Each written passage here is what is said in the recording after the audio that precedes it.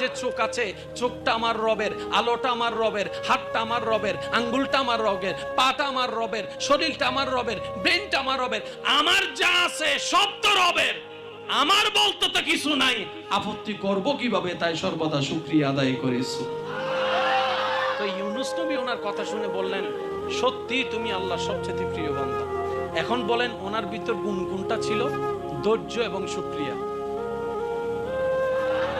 আর একটু জোরে বলেন, ধৈর্য এবং, ভাই এই দুইটা জিনিসকে নিজের জীবনে বন্ধু বানান, আল্লাহ আপনাকে এমন শানওয়ালা জায়গায় পৌঁছায় দিবেন আপনি কল্পনা করতে পারবেন না।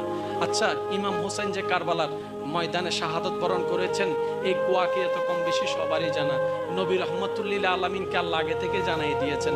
উনি কি একবারও দোয়া করেছেন আল্লাহ কাহিনী পাল্টাই দাও? ভাই শুনি নাই আমি। নবী রহমতুল্লিল আলামিন চাইলে বলতে পারবেন বা বলতে পারতেন আল্লাহ ইমাম হোসেনের কাহিনীটা একটু সহজ করে দাও, বলেন নাই। আম্মা জান ফাতেমা বলেন নাই, মৌলা আলী শেরফুদা বলেন নাই, ইমাম হাসান বলেন নাই। কেন বলেন নাই? কারণ নবীজি রহমতুল্লিল আলামিন বলে আল্লাহর সবচাইতে পছন্দের গুণের নাম ধৈর্য। জোরে বলেন, জোরে বলেন।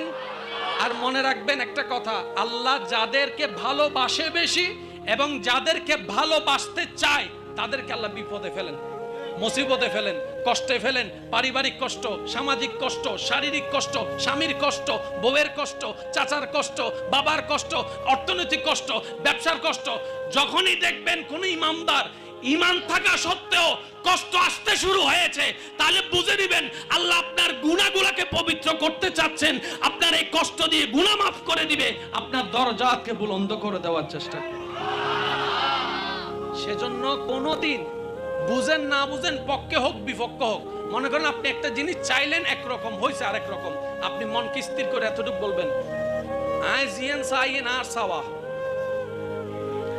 আমি যেটা চেয়েছি সেটা আমার চাওয়া, আমার তরণ, আর যেটা হয়েছে সেটা আল্লাহর চাওয়া। সুতরাং বান্দা হিসেবে আল্লাহর চাওয়ার উপর সন্তুষ্টি থাকায় বান্দার কাজ। আমার মন মতো হোক না হোক, আমার আল্লাহ যেমন চেয়েছেন তেমন হয়েছে। আর একটু জোরে বলা যাবে সুবহানাল্লাহ। জীবন নিয়ে কোনো আপত্তি, জোরে আজকে বলেন, একটু জোরে বলেন, জীবন নিয়ে কোনো আপত্তি, জীবন নিয়ে কোনো আফসোস, জীবন নিয়ে কোনো দুঃখ, আল্লাহ যেভাবে রেখে খুশি আমরা সেভাবে আজকে থেকে থেকে খুশি। শেষ একটা কথা বলে আমি বিদায় নিব। 5 ওয়াক্ত নামাজ সবাই আমরা জানি, কিন্তু পড়ি না কেন? ওই ঘরের মধ্যে আমার ভাই একজন আমাকে এই বিষয়টা স্মরণ করিয়ে দিয়েছেন। তো আমি একটা কথা বলেছিলাম যে 5 ওয়াক্ত নামাজ ফরজ সবাই জানি, 5 ওয়াক্ত নামাজ ফরজ সবাই বুঝি নাই, যার কারণে প্রেম হয় নাই। আর যারা নামাজ বুঝছে তারা 5 ওয়াক্ত পরে পরে, নফলও পড়ে, ইশরাকও পড়ে, তাহাজ্জুদও পড়ে, সিজদায় গেলে মাথাও তোলে। সুবহানাল্লাহ, জোরে বলেন না সুবহানাল্লাহ।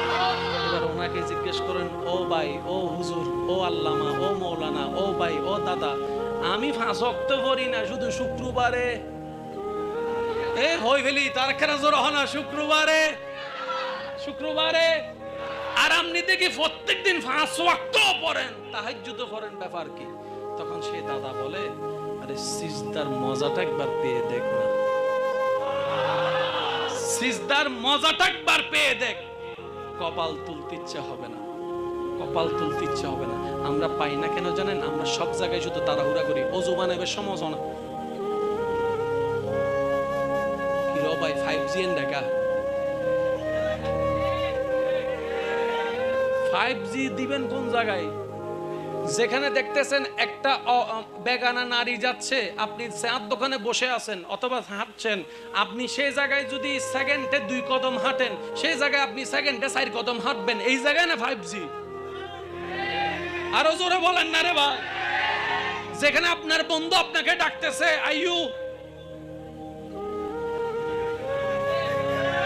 জোরে বলেন না, আয় গাছতলার পিছনে একখানে আয়, সেখানে 5G গতিতে দূর মারবেন।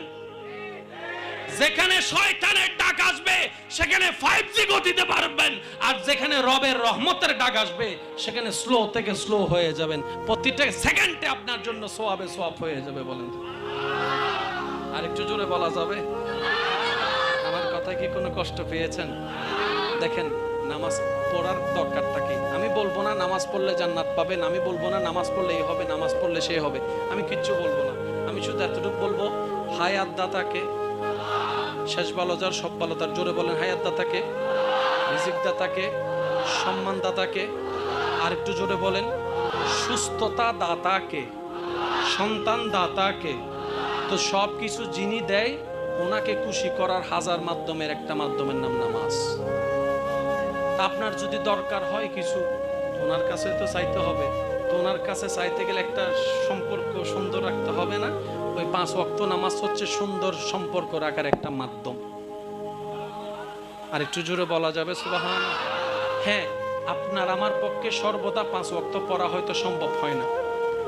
ভাইয়া একটু মনোযোগ দিবেন, অনেক সময় ফজরের নামাজ ছুটে যায় না, সেই জন্য অনেকে আবার জোহর থেকে নামাজ পড়ে না, হচ্ছে আবার হালিয়ে তুমি ভজ্জুম দেরি হালিয়ে বেড়াইছি না, জোর হন না হালিয়ে বেড়াইছি না। ফজর যদি পড়তে না পারেন জোহর থেকে শুরু করেন,